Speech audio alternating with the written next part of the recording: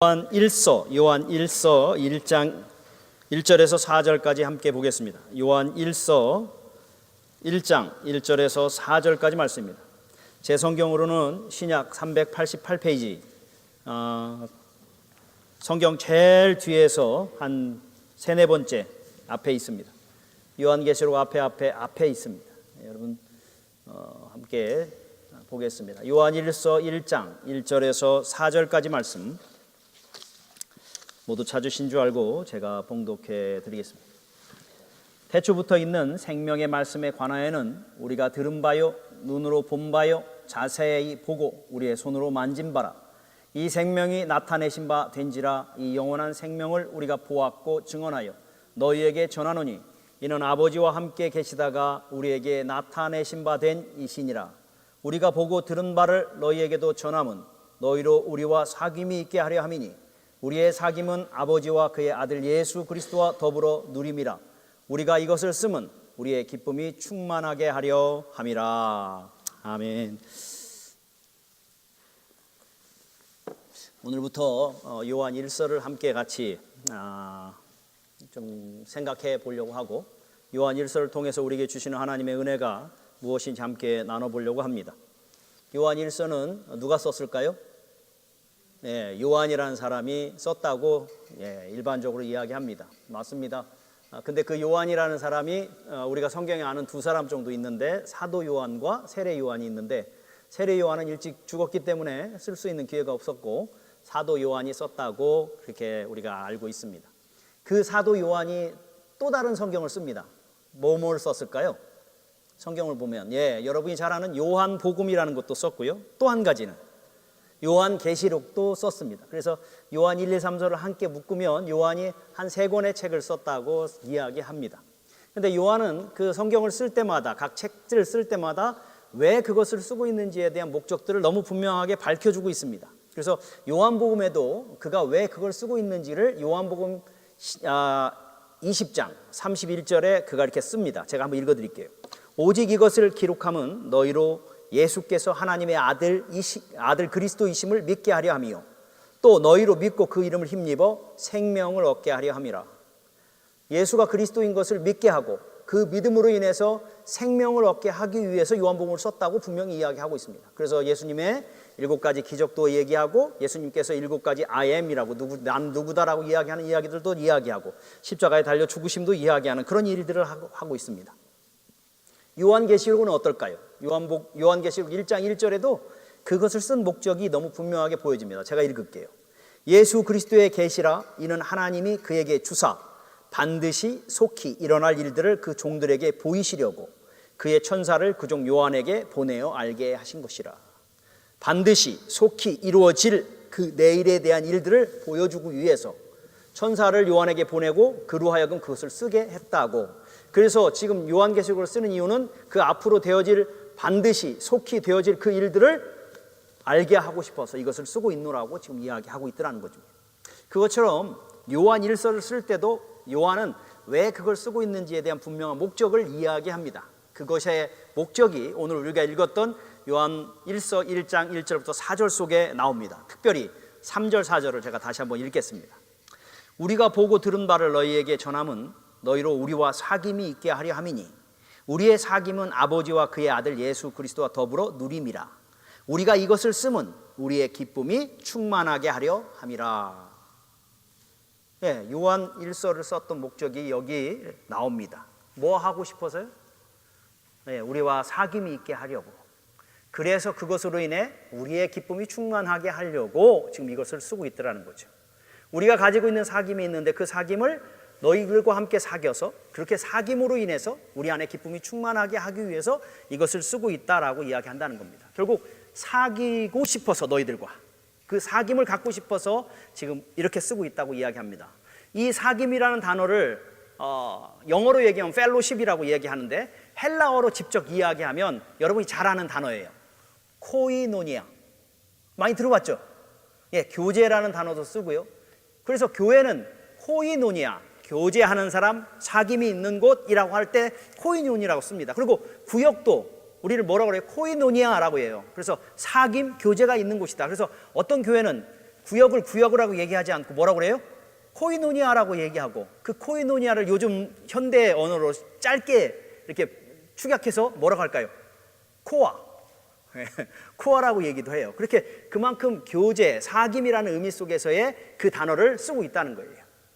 근데 그 사귐, 코이노니아라고 하는 그 사귐이나 교제라는 단어는 단순히 형식적으로 그냥 만나는 어떤 그런 의미에서의 단어가 아니라는 거예요. 오히려 이 코이노니아라고 하는 사귐이라는 단어는 더 깊은 관계를 의미할 때 쓰는 겁니다. 단순히 여러분과 내가 만나서 알고 지내는 그런 관계를 코이노니아가 아니라, 코이노니아라고 하는 단어를 쓸 때는 뭐라고 하냐면 부부관계. 그래서 창세기 2장에 나오는 것처럼 아담과 하와가 부모를 떠나 한 몸이 됐다라고 할 때 한 몸 되어짐, 그것을 쓸 때에 코이노니아라는 단어를 쓰는 거예요.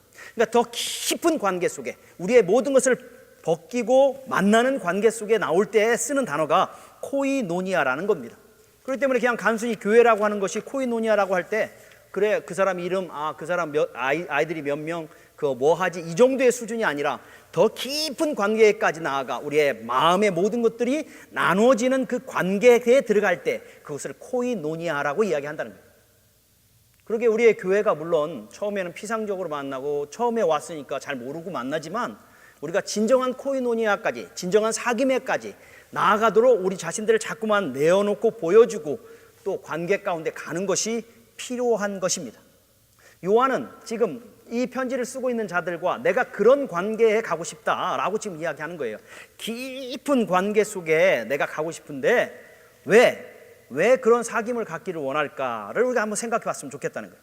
그리고 어떻게 하면 그런 사귐을 가질 수 있을까도 생각해 봤으면 좋겠고, 대초간 그것을 통해서 얻기를 원하는 목적이 무엇일까도 우리가 한번 생각해 봤으면 좋겠다는 겁니다. 요한은 이 요한 일서를 쓰는 사람들에게 그 깊은 사귐의 관계를 가짐으로 인해서 얻기를 원하는 것을 4절에 이야기합니다. 4절 보시도 다시 한번, 우리가 이것을 쓰면 우리의 기쁨이 충만하게 하려 함이라. 결국 너희들과의 깊은 사귐의 관계를 통해서 얻기를 원하는 것은 우리의 기쁨이 충만하게 하기 위해서다라고 하면서, 그것을 통해서 우리 안에 기쁨이 충만하기를 원하는 거다라고 얘기합니다. 그런데 우리의 기쁨이 충만하게 하려 함이라는 이 말을 어떻게 해석하느냐에 따라 약간 좀 다릅니다. 어떤 사람들은요, 이 헬라어에서도 직접 그 번역이 이렇게 두 가지로 나눠지는데, 우리의 기쁨을 충만하게 하려 함이라는 것을 그냥 단순히 문장으로 이야기하면 누구의 기쁨? 누구의 기쁨이요? 지금 사귐을 갖는 요한에게 기쁨이 내가 기쁨이 지금 부족한데 너희들과 사귀어서 내 기쁨이 충만하기를 원한다라는 의미로 이해할 수 있어요. 그런데 또 해석을 제대로 하면 뭐하냐면, 우리가 가지고 있는 기쁨이 너희에게 전달돼서 너희가 그 기쁨이 충만하기를 원한다라는 의미로도 해석될 수 있다는 거예요. 그렇게 해석이 돼요. 어쨌든 이게 어떤 정말 의도냐라는 건, 이게 두 개가 다 이렇게 컴바인 될 수 있어요. 마치 우리가 어린아이가 배고플 때 밥을 맛있는 걸 해주잖아요.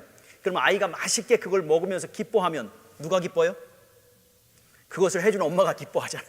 그거와 똑같다는 거예요. 너희와 사귐이 있어서 그 사귐을 통해 너희에게 내가 가지고 있는 것을 너희에게 줌으로 인해 너희가 그걸 기뻐하고, 그 기뻐하는 모습을 통해 내가 기뻐하는 그 기쁨이 충만하기를 원한다라는 그 분명한 목적을 가지고 지금 이것을 쓰고 있다고 지금 이야기한다는 것입니다. 근데 그러면 대체가 어떻게 우리와 사귐이 있기를 원할까? 어떻게 그러면 사귀기를 원할까라고 했을 때 3절 다시 한번 보죠. 우리가 보고 들은 바를 너희에게 전함은, 우리가 보고 들은 것이 있는데 그것을 전함으로 너희들과 사귀고 싶더라는 거예요. 그가 보고 들은 게 무엇입니까? 3절 후반절에 나옵니다. 우리가 너희와 사귀고 싶은데 우리가 너에게 전하고자 하는 보고 들은 것, 그것은 뭐냐면 또 다른 사귐인데, 또 다른 코이노니아인데, 그 코이노니아는 누구와의 더불어 누리는 거예요? 우리의 사귐은 아버지와 그 아들 예수 그리스도와 더불어 누림이라. 이 사귐을 우리가 지금 가지고 있는데 그 사귐을 너희들과 함께 나눠서 너희들도 그 사귐 속에 있기를 원한다라고 지금 이야기하고 있는 거예요. 그 아버지와 그 예수 그리스도와의 사귐은 우리가 들었고 눈으로 보았고 자세히 보아서 우리가 손으로 심지어는 만져본 것들이다라는 거면서, 그 안에서의 그 풍성한 누림의 기쁨을 내가 지금 누리고 있을진데 그 기쁨의 누림을 너희들과 함께 사귐으로 인해서 너희들에게도 주고 싶다라고 지금 이야기하고 있더라는 겁니다. 여기서 중요한 단어는 누린다라는 단어예요. 누린다. 누리는 단어는 한 번 만나서 아, 저분이 누구구나 라는 이해의 수준으로 끝나는 게 아니라 어떤 거예요? 계속되어질 때 쓰는 단어가 누린다는 거예요. 내가 아버지와 하나님과 그 예수 그리스도와의 깊은 사귐의 관계를 계속 누리고 있고, 그 계속 누림으로 인한 그 기쁨을 내가 너희들에게도 전해주고 너희들도 그런 누림의 삶을 살기를 원한다라고 이야기하고 있더라는 거예요. 그러기에 요한은 그런 그 기쁨을 너희들과 함께 나누고 싶어 라고 지금 이것을 쓰고 있어요. 그런데 여러분은 지금 이것을 읽으면서 별 감흥이 없지만, 사실은 이 우리의 사귐이 누구와의 사귐인 줄 알아? 하나님과 예수 그리스도와의 사귐이고 그것을 누리는 거야 라고 했을 때, 여러분 사실은 그것을 듣는 사람들은 벌떡 일어나야 되는 거예요. 왜냐? 그 말의 뜻과 그 의미가 얼마나 큰지를 이해하면 이 사람들이 지금 우리와 사귀고자 하는 그 사귐이 어떤 것인지를 이해할 때 전율을 일으켜야 될 그런 상황이라는 거죠. 왜냐? 여러분, 내가 누군가와 사귀는 게 쉬워요, 어려워요? 한번 생각해 보세요. 내가 누군가에 사귀는 게 쉬워요? 내가 높은 자리에 있으면 낮은 사람을 사귀는 건 쉬워요. 저기 좀 와주세요. 좀 관계를 가집시다. 이렇게 할 수 있어요. 근데 나보다 높은 사람하고 내가 관계를 갖고 사귀는 건 쉬워요, 어려워요? 어렵죠. 그 사람이 불러주지 않으면 내가 그 사람을 만나거나 사귈 수가 없는 거예요. 그렇기 때문에 여러분, 한국에 있는 유명한 연예인들, 여러분 한번 그들과 쉽게 사귀는 게 쉬워요, 어려워요? 어렵잖아요. 그래서 한번 만나주고 한번 손 한번 잡아주는 것도 감격스러워서 어떤 사람은 난리칠 정도의 그런 상황이지 않습니까? 그 정도로 높다고 생각하고 유명하다고 생각하는 사람들을 만나는 것 자체가, 그들과 사귀는 것 자체는 쉬운 것이 아니에요. 그런데 지금 요한이 누구와 사귀고 있다고요? 하나님과 그 아들 예수 그리스도와 지금 사귀고 있다고. 그 사귐을 너희들에게 지금 전해주고 너희들도 그 사귐 속에 있게 하기를 원한다고 지금 이야기하고 있는 거예요. 그랬을 때 이것이 얼마나 큰지를 이해하면 전율할 수밖에 없는 거라는 거예요. 제가 한번 얘기해 볼까요? 아마 제가 여러분한테 이 얘기를 하면 아마 여러분 벌떡 일어나셔야 되는 분들도 있을 거예요. 제가 한번 얘기해 볼게요. 사실은요, 제가 매일 트럼프와 전화하는 사이입니다. 일어나는 사람이 없네. 여러분, 그 얘기를 했을 때 씩 웃는 사람들은 둘 중에 하나예요. 둘 중에 하나. 첫 번째는 내가 말한 게 거짓말이다 라고 생각하는 사람들은 씩 웃어. 두 번째, 목사님이 심지어는 거짓말 하겠어? 진짜 얘기하겠지. 그런데 그럼에도 불구하고 벌떡 일어나지 않는 사람들은 어떤 사람들인 줄 아세요? 트럼프가 누군지를 모르는 사람. 트럼프가 누군지 모르니까 so what? 그래서 전화한다 어쩌고 이렇게 얘기할 수 있는 거예요. 여러분, 정말 내가 트럼프하고 대화를 하고 이야기를 매일마다 이야기하는 사람이라는 것을 만약에 알았다면 여러분 어떻게 목사님은 어떻게 그분하고 전화를 해요? 이렇게 해야 될 상황이라는 거예요. 여러분, 하물며 트럼프하고도 사귀는 관계에 있다면 그것이 대단한 것이라고 이해할 텐데, 지금 요한은 누구와 사귀고 있어요? 하나님과. 누구와? 예수 그리스도와 사귀는 사귐을 자기가 가지고 있다고 얘기하고 있는. 그랬을 때 여러분, 이것이 어떤 것인지 아는 사람들은 여러분 정말 모든 몸에 있는 털들이 다 이렇게 솟아야 되는 상황이라는 거예요. 이 엄청난 일을 이 사람이 지금 하고 있구나, 이 엄청난 관계를 이 사람이 갖고 있구나라는 것 때문에 전율해야 될 상황이라는 겁니다. 그 사귐을 어떻게 했어요? 들었고 눈으로 보았고 자세히 보았고 심지어는 만진바된 그 깊은 교제의 자리에 있는 그 사귐을 가지고 있다라는 사실을 알고 그것을 너희들에게 지금 전해주고 있다고 한다는 사실을 알면, 이 사귐의 자리, 이 사귐을 허락하고 또 사귐의 관계까지 우리를 초청해주는 이것이 얼마나 놀라운 일인지를 알아야 된다는 거예요. 그런데 여러분은 어떻습니까? 오늘 이 자리 누구와의 만남의 자리입니까? 여러분, 누구와의 만남의 자리입니까? 여러분, 전율합니까? 오늘 이 자리에 오는데 큰맘 먹고 와주진 않습니까? 이 자리에 와서 그래 내가 한번 예배 드려주지라고 혹시 오지 않습니까? 여러분, 하나님과의 교제의 관계, 하나님과 사귐의 관계, 하나님과 만남의 관계, 그 예수 그리스도를 만나는 이 영광의 자리, 이 자리는 여러분 큰맘 먹고 와줄 수 있는 자리가 아니라 그 하나님께서 우리와 사귐이 있기를 허락하셔서 온 자리라고 한다면, 이 자리에 올 때마다 우리는 뭐 해야 돼요? 전율해야 되는 거예요. 전율. 감히 우리가 이 자리에 올 수 있다는 것, 내가 큰맘 먹고 온 것 같지만 사실은 하나님께서 내게 이 사귐의 은혜를 허락해 주시고, 그래서 그 하나님을 만날 수 있는 영광의 자리에 우리를 불러주셨다는 사실을 알면, 여러분, 올 때마다 우리는 감격스러워야 되는 거고, 이 만남이 얼마나 중요한지를 우리는 이해할 수 있어야 된다는 거예요. 그 자리가 바로 오늘 이 자리라는 거예요. 근데 대처관, 그러면 우리는 질문해야 되죠. 목사님, 이 자리에 와서 우리가 만나는 게 뭡니까? 그 하나님을 만나서 우리가 얻는 게 뭡니까? 그것은 요한이 그 사귐을 가지고선 그 사귐을 통해 얻은 게 뭐냐고 물어보는 거하고 똑같아요. 그러면 하나님과 예수 그리스도와의 사귐과 그것을 누리는 그 가운데서의 그 사귐이 있다면, 그러면 당신이 그 사귐을 통해서 얻은 게 뭡니까? 라고 질문할 수 있지 않습니까? 뭐예요? 어떤 걸 얻은 거예요? 역시 우리 집사님 대단하시. 1절 2절에 답이 나오죠. 뭡니까? 요한이 그 하나님과 예수 그리스도와의 사귐 속에서 얻었던 그 사귐의 이 놀라운 축복이 무엇이에요? 깨달은 게 뭐예요? 얻은 게 뭐냐고요? 1절 2절 없어요? 한 단어로 이야기하면, 여러분 보이세요? 생명, 영생. 맞습니다.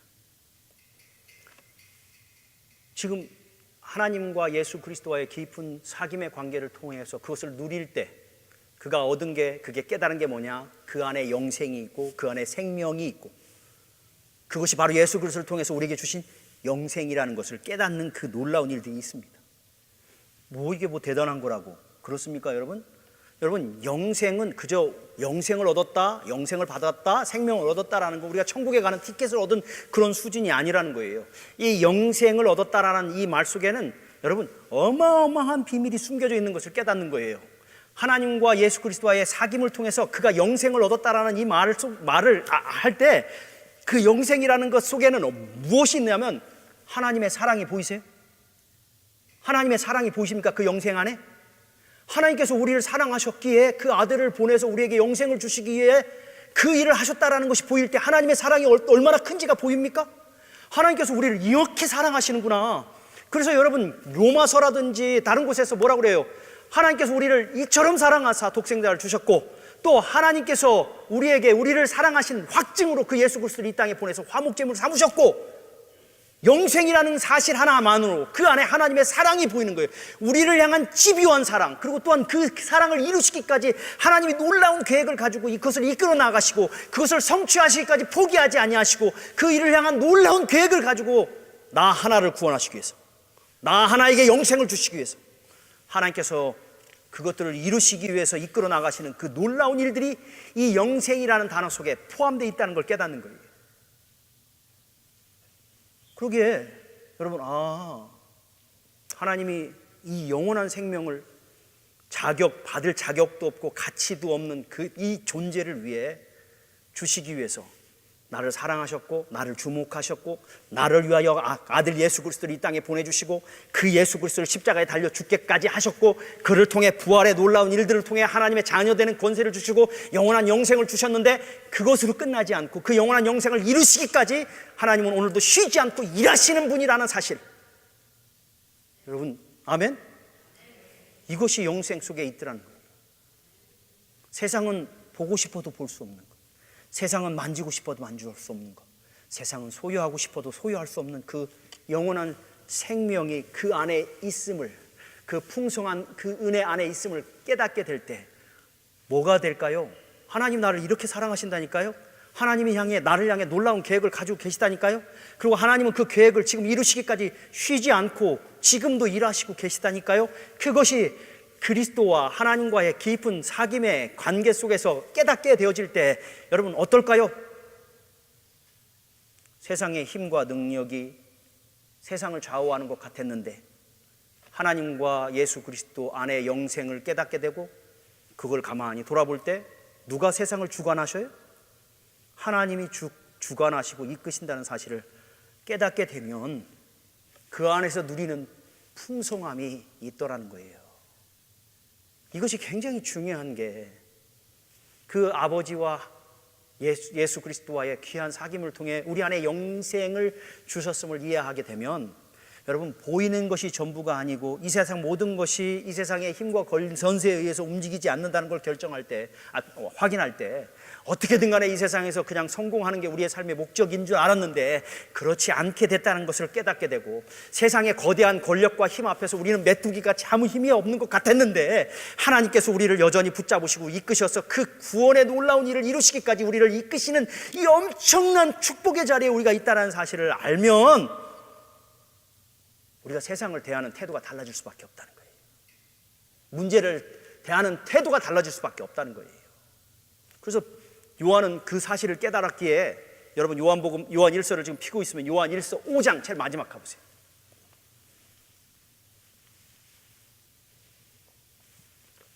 18절 보십시오. 요한 1서 5장 18절. 앞에 부분은 좀 생략하고 뒤에 부분만. 하나님께로부터 나신 자가 그를 지키심에 악한 자가 그를 어떻게도 해요? 만지지도 못하느니라. 이 악한 자가 우리를 좌우하고 흔드는 게 아니라 하나님께로 나신 자가 우리를 지키고 있으니까 악한 자가 우리를 지금 건들지도 못하는 그런 존재의 삶을 우리가 사는구나. 19절 보십시오. 또 아는 것은 우리가 하나님께 속하고 온 세상은 누구에게 속한 자? 악한 자에게 속하였구나. 아하, 이 세상은 이 두 개로 나눠져 있는 거구나. 지금 이 세상이 악한 자에게 속해 있기 때문에, 그리고 우리는 누구에게 속해 있어요? 아하, 우리가 하나님께 속해 있구나. 더더군다나 20절. 또 아는 것은 하나님의 아들에 이르러 우리에게 지각을 주사 우리로 참된 자를 알게 하신 것. 아하, 그래서 영생이 우리에게 있음을 알게 하는구나. 이게 우리가 아는 것이 아니고 우리가 이해해서 아는 게 아니라 우리에게 지각을 주셔서 하나님이 누구인지, 우리에게 영생을 주신 이가 누구이고 우리의 이 세상을 주관하신 이가 누구인지를 알게 하셨구나라는 것을 깨닫게 되어지더라는 거예요. 그런 자들은 여러분, 세상의 문제 앞에서, 현실의 문제 앞에서 어떨까요? 다를 수밖에 없다는 거예요. 지금 그 당시 요한이 이 말씀을 쓰고 있을 그 당시 기독교인들은 무척이나 곤고하고 어려운 삶을 살아가고 있었습니다. 예루살렘 성전은 이미 AD 70년 회파되었고 모든 유대인들과 그리스도인들 쫓겨나서 도망 다녀야 됐고, 심지어는 바울도 참수형을 당한 그 상황에 있었고, 그런 기가 막힌 상황 속에 그들은 곤고함 속에 살아갔습니다. 그들은 이 세상에서 어떻게든 간에 한번 살아보기 위해서는 세상과 타협해야 됐고, 세상의 유혹에 무너져야 됐고, 심지어는 우상 숭배를 해야 되는 삶의 모습으로 살아가며 한 발은 세상에 한 발은 교회에 두고 이 땅을 살아가야 되는 삶의 모습으로 살았고, 심지어는 교회라고 하는 것도 교회 안에 적그리스도들이 와서 그리스도의 신성이나 인성을 부인하고 무너뜨리는 그 기가 막힌 상황의 자리에 있었습니다. 그러기에 오늘 살아가기 위해서는 세상과 타협해야 되고, 오늘 살아가기 위해서는 우상 숭배도 마다하지 말고, 심지어는 내가 믿고 있는데 뭘 믿고 있는지조차도 헷갈리고 혼란스러운 삶을 살아가야 됐던 것이 그들의 삶이었습니다. 여러분, 어디와 좀 비슷하지 않습니까? 오늘 우리가 살아가는 이 세상과 다를 게 뭐가 있냐? 오늘도 우리가 이 세상을 살아가면서 세상의 권력과 세상의 능력 앞에 우리는 점점 작아지는 것 같고, 하나님도 힘이 없는 것 같고, 하나님도 겨우 교회 나와야 있는 것 같고, 우리의 삶에는 전혀 상관없고 우리의 삶에는 어떤 영향도 끼치지 못하는 것 같은 그런 상황. 그러다 보니까 오늘 세상은 세상 속에서 우리 세상처럼 살고, 오늘 교회에 와서는 교회처럼 살아야 되는 그런 모습으로 살아야 되고, 지금 내게 당면한 이 문제 앞에서도 하나님도 어쩔 수 없을 것 같은 그 상황들이 우리 안에 있어서 우리가 손을 뻗어서 잡을 수 있는 것이라면 무엇이든지 잡아 그것을 우리의 도움으로 삼아야 되는 것처럼 생각하며 오늘도 살아가는 우리의 삶과 똑같다는 거예요. 그런 우리를 향해 내가 지금 사귀고 있다, 지금 누리고 있다, 하나님과 예수 그리스도와의 그 영생의 그 엄청난 축복과 그 은혜들을 지금 누리고 있을진데, 그것을 너희들과 함께 나누고 너희도 그 안에 사귐을 좀 갖기를 원한다. 그것은 지금 옛날 과거의 일이 아니라 지금 현재의 문제이고, 지금 일어나는 일이고, 지금도 진행되는 일이다. 그 깊은 하나님과의 사귐의 관계는 옛날 그냥 성경을 알았던 옛날 사람들이 아니라 오늘 나의 삶에 당면한 이 문제 앞에서도 하나님은 여전히 일하시는 하나님이시다 라고 지금 이야기하고 있는 거예요. 그러기에 그 하나님을 우리 아는 사람들의 삶은 어때요? 여러분, 세상을 바라보는 시각이 다를 수밖에 없는 거예요. 수요일 날 오시는 분들은 수요 예배 때 우리 11개의 하를 지금 보고 있는데, 아랍 군대가 사마리아에 쳐들어왔고 아랍 군대가 쳐들어와가지고 엘리사를 잡아 죽이려고 하는 그런 상황에 아침에 일어나니까 아랍 군대가 쫙 몰려와서 엘리사를 잡으려고 하는데 엘리사는 오히려 태어나는 거예요. 옆에 있는 게하시라고 하는 그 종은 그 아랍 군대가 자기들을 잡기 위해서 막 몰려오는 것 때문에 안절부절하면서 어찌할지 모르는 그런 상황에 있을 때 엘리사가 뭐라고 그러죠? 우리에게 있는 자가 저들보다 더 많다라고 얘기합니다. 완전 미친 거 아니에요? 지금 아랍 군대만 몰려오고 우리를 도울 자가 아무것도 없는데 어떻게 아랍 군대보다 우리에게 있는 자가 더 많다고 얘기합니까? 그때 엘리사가 뭐 하죠? 하나님께 기도합니다. 하나님, 이 종의 눈을 열어 주를 보게 해달라고, 눈을 열어달라고 기도하니까 그 눈이 열리니까 어떻게 뭐가 보여요? 아랍 군대 그 뒤에 불병거와 불말로 그 산을 뒤엎어버리는 하나님의 놀라운 역사가 보여지게 되어지더라는 거예요. 그때 어때요? 이게 현실이구나, 이게 리얼이구나 라는 걸 깨닫게 되어지더라는 거죠.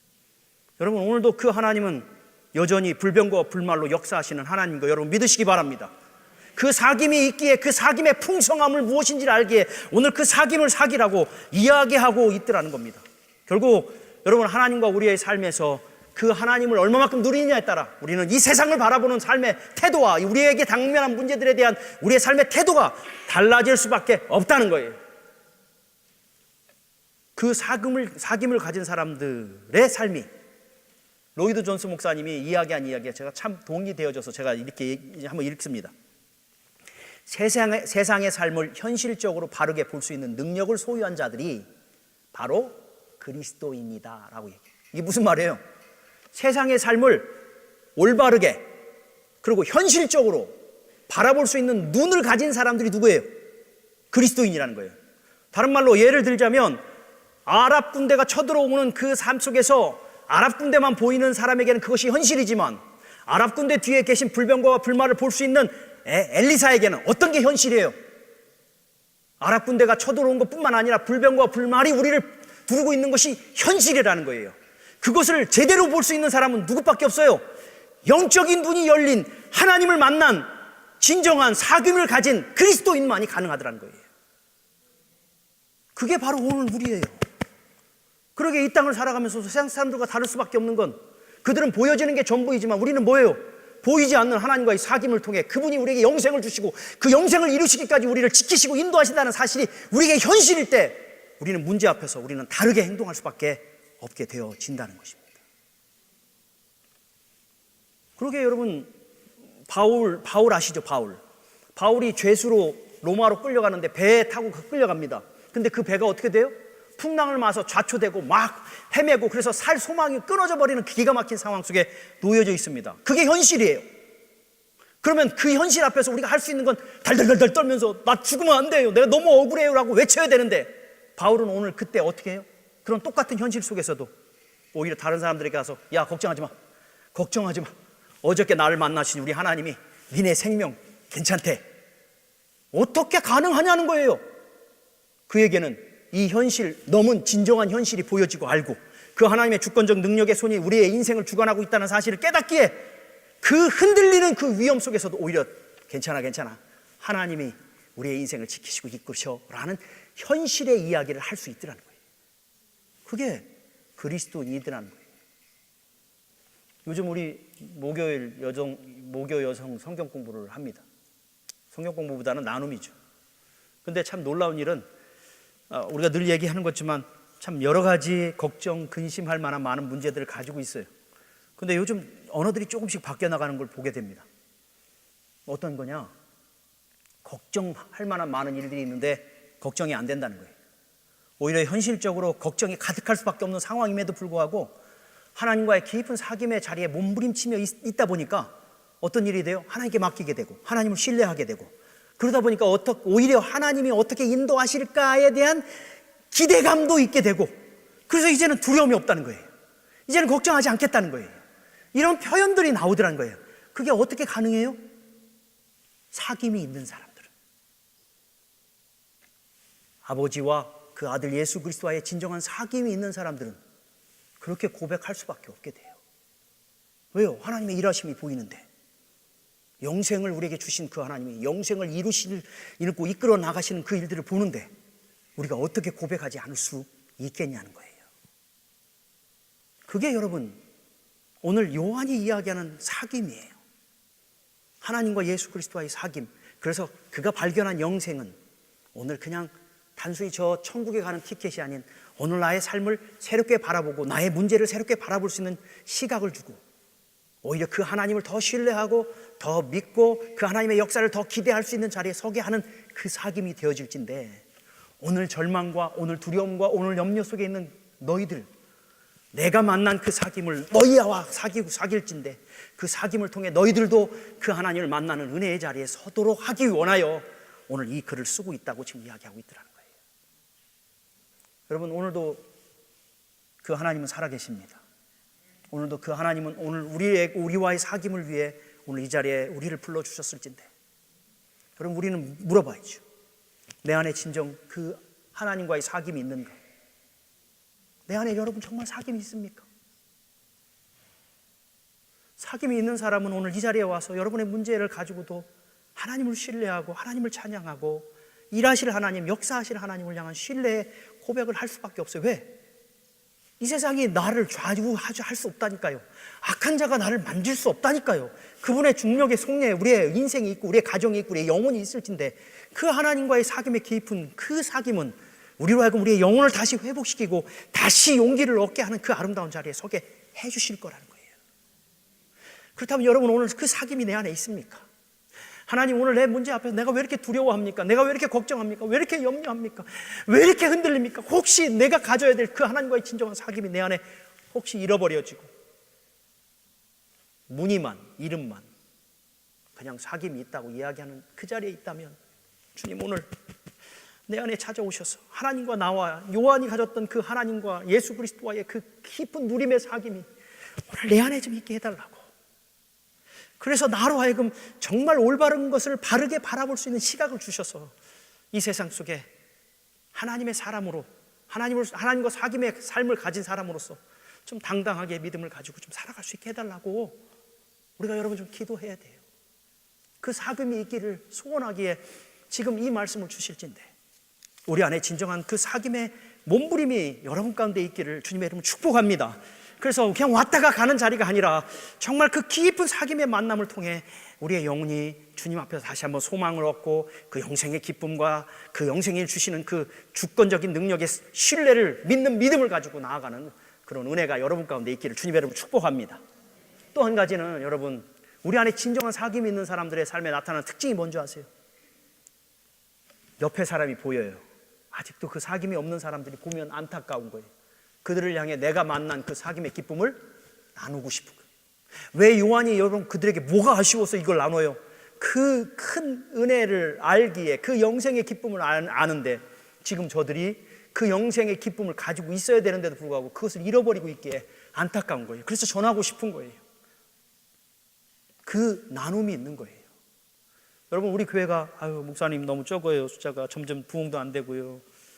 예, 숫자적으로 많아지는 것도 좋지만 저는 무엇보다도 우리 사랑하는 성도님들이 그 사귐의 풍성함이 내 안에 있고 그 사귐의 풍성함을 좀 어떻게든 간에 옆에 아직도 주님을 모르는 자들에게 나누는 그런 삶의 모습이 시작되면 부흥은 여러분 그냥 열매예요, 열매. 그렇기 때문에 여러분, 우리가 그 깊은 사귐의 자리에 있었으면 좋겠고, 그 사귐을 가지고 그 사귐을 전하고 나누는 그 은혜를 사모하며 주 앞에 설 수 있는 저와 여러분 되기를 축복합니다. 그 깊은 사귐이 있을 때 나타나는 여러 가지 증상들을 이제는 다음 주부터 함께 살펴볼 텐데, 우리가 그 사귐 안에 함께 같이 거하는 저와 여러분이 됐으면 좋겠습니다. 우리